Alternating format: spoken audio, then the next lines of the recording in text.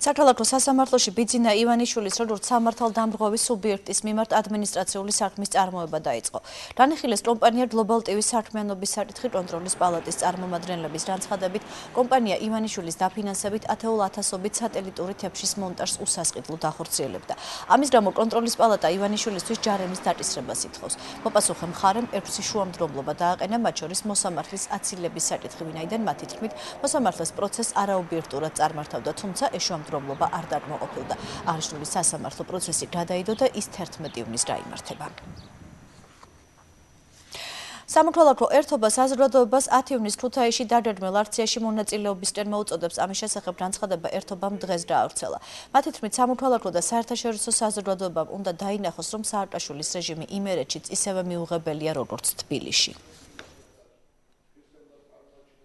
იმერეთი ვაჟკაცებს და კიდევ ერთხელ დადგება ერთად და აჩვენებენ როგორც სამოქალაქო, ისე საერთაშორისო საზოგადოებას, რომ არ ვეგუებით უსამართლობას და ყველა მზადყოფნას გამოვთქვავ ერთად ვიბრძოლოთ ქვეყნის გადარჩენისთვის.